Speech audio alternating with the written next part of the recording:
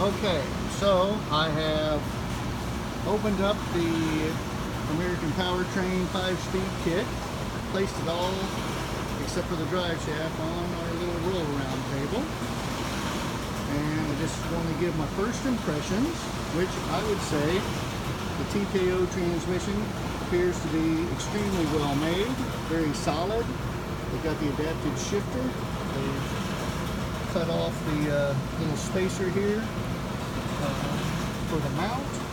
Everything looks like a go. Within my kit, I did get an extremely nice, very well made bell housing. It was made with QuickTime bell housing.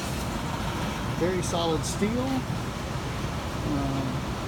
I would say extremely good looking. Feels like very good quality and looks like it as well. The flywheel is as promised. It's an aluminum billet flywheel with steel plate riveted in for the clutch.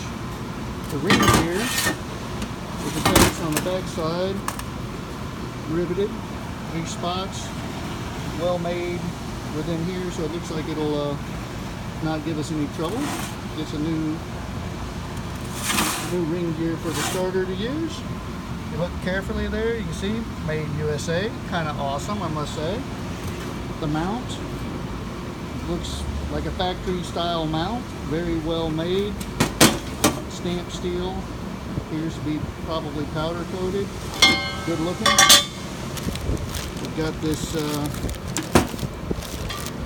this will be our clutch slave cylinder release bearing. It's a little bad boy, made by Hydromax, that's the company. Now the clutch disc, obviously intended for Chevrolet performance issues. If you look at it, I left it in the bag, which is my mistake, but quite thick on the disc. Appears to be well made. Lots of splinters. Look at the thickness of the pressure plate. Good looking pressure plate, I must say. Painted it blue for whatever reason, but we'll go with it. Looks good on Chevy, I suppose. They give you the clutch alignment tool as well. You see the throw-off bearing is going to line up with one of these studs here, and that's what will keep it in. Pretty good ingenuity, I would say. Now, when you come to, this will be our clutch line, and here's the shifter boot. Made of some very decent quality leather. Good looking. This will go on top of the transmission tunnel inside the car underneath the console. Then they've got the boot's going to go above on the wooden console. It'll look good.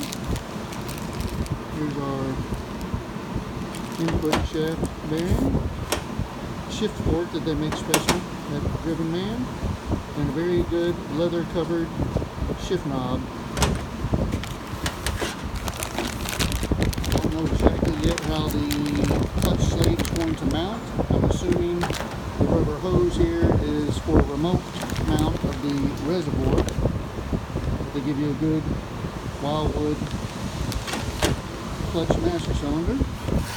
And then for electrical hookup, you've got this.